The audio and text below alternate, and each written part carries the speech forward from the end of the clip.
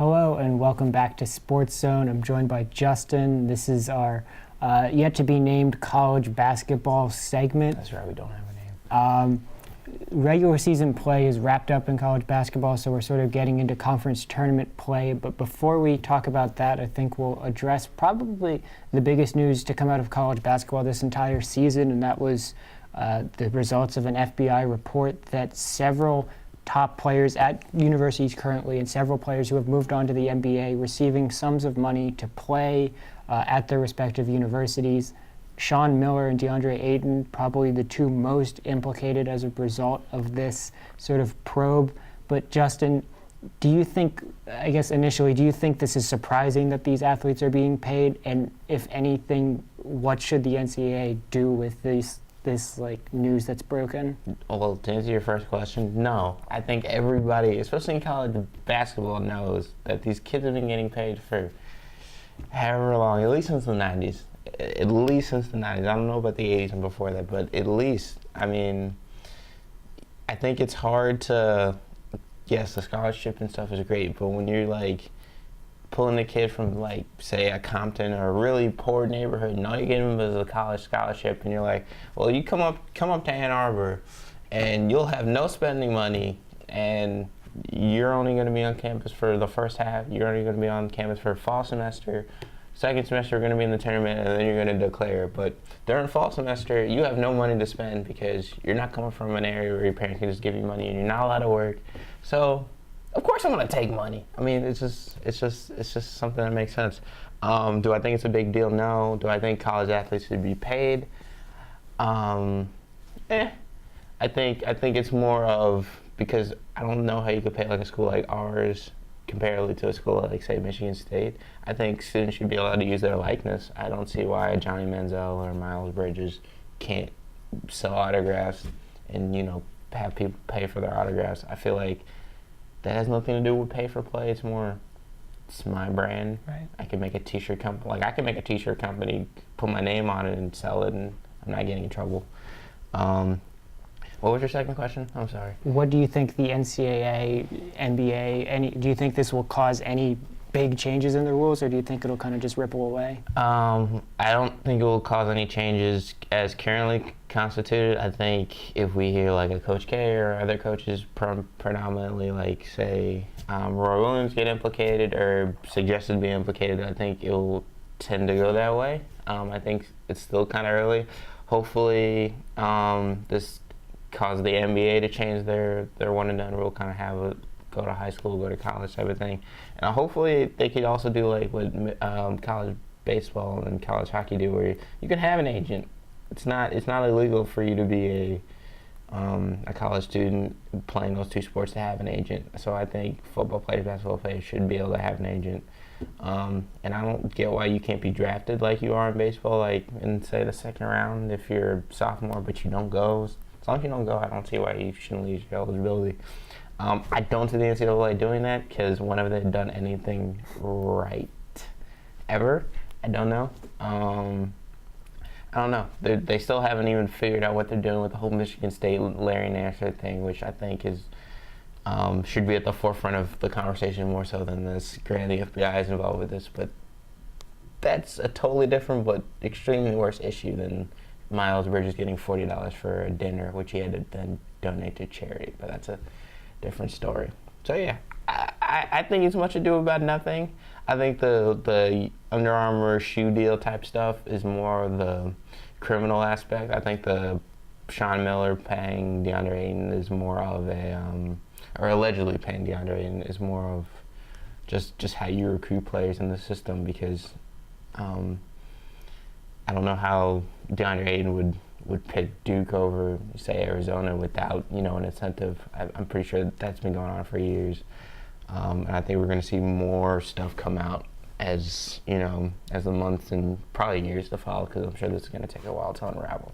Yeah, and certainly if anything, history is something to go off the NCAA really not acting as a strong body, and this, as you said, not very surprising at all, may lead to more conversations about players being paid, but the player representation, because it's so fluid, they don't have a union, all those sorts of things, I sort of tend to agree with you that it might just not wind up going anywhere in the long run, which is unfortunate because I think I tend to agree with you that these players, especially at these high-level universities where they are the big revenue generators for their university, should get compensated in some way, shape, or form.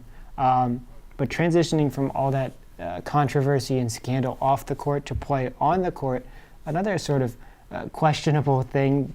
While lots of conferences, basically every conference in America, was finishing their regular season games this past week, the Big Ten took their conference tournament up to Madison Square Garden in New York, and they are actually playing their championship game today, which means teams from the Big Ten who make the NCAA tournament will be out of action for the better part of 2 weeks, all sort of just to get this national stage at Madison Square Garden for these players to get eyes on. Justin, do you think this is just another sort of related issue and sort of exploiting these athletes to get eyes on a conference? And do you think this is sort of fair for those athletes who will be maybe competing for a national title? Yeah, like I think we were talking about this in the back end before we hit action on this, is that, yeah, I think it really makes no sense because Michigan State, which is a team going to the tournament, even though they lost yesterday, they're going to have, 14 to 16 days off before, which is great for practice time, but I mean, in basketball and pretty much any sport, you need that live game action. To not have that for 2 weeks. Granted, they're still going to be a high seed. It's probably going to be a top 2 or 3 seed. But to not have that, it makes no sense when everybody else is still going to be playing and still going to be in that competitive action. Yeah, you could do stuff in practice and scrimmages, but it makes no sense. Yeah, I believe it's exploitation because you want all the eyeballs as you can. The Big Ten probably has their own TV contracts and whatnot, so they're making even more money doing this. I mean, I get the allure of Madison Square Garden, but it's also the Big Ten. It's not the Big East. It's not even the whatever conference UConn is playing in now. I don't even know what it's called. It makes no sense. I don't know why they wouldn't put it in the United Center, or I don't even know where the Bucks play, but over there, I don't know. It's weird. I mean, it's good because I love championship college basketball. It's usually one of the most exciting events of the year, but I don't know.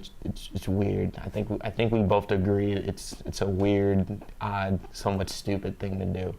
Yeah, definitely. The timing, everything about it just seems really odd, and the Big Ten doing their own thing, and that's perfectly fine. I think before we wrap up, as we move into championship week, I'll just ask you quite simply, what teams sort of that will be in action this week do you think will be playing for momentum and are favorites as we head into the NCAA tournament?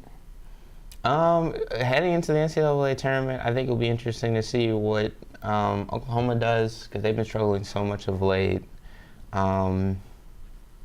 Are they a team that I think they might get in? I'm not sure. I think they're on the bubble, but if they perform well, I guarantee they're going to be into the tournament. So for them, also, how Arizona handles like these next couple of weeks will be key. Will this be a distraction with the Aiden thing and the Alonzo Trier thing?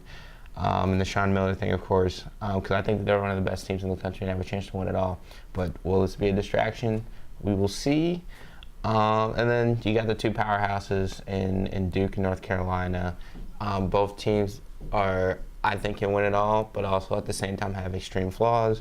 North Carolina struggles on defense in terms of stopping the three-point line and giving up a lot of points. Duke just struggles with focus defensively, and then the Grayson Allen, Marvin Bagley, can they play together thing? It worked yesterday, again, at the Duke-North Carolina game. Will it work going into the ACC tournament, which is probably the most competitive tournament moving forward? We will see. And then you got Villanova and Xavier. Xavier's playing outstanding basketball. You also got Villanova, or two of probably the top 4 or 5 teams in the country. Will the seniors or upperclassmen in Villanova, stay into the test of time, or will the upstart Xavier's, kind of surprise everybody and, take that 1 seed all the way? It'll be an interesting tournament time. It should be exciting. I don't think there's a consensus favorite, which is always nice, but it also means brackets are probably going to get busted really quick. So nobody's winning that Warren Buffett money, but I think this will be a really exciting college basketball tournament and postseason in general moving forward. Yeah, I think I tend to agree. This seems to be one of the most wide open years, at least in recent memory, for college basketball. Feasibly could see, anywhere from 5 to 10 to maybe even 15 teams who, at the end of the day, if they were hoisting the national title, you wouldn't be surprised at all. So that certainly will make for exciting viewing and maybe make March a little bit more mad. But we'll keep an eye on that as we move forward. That's all the time we have. Stick around for more Sports Zone after this.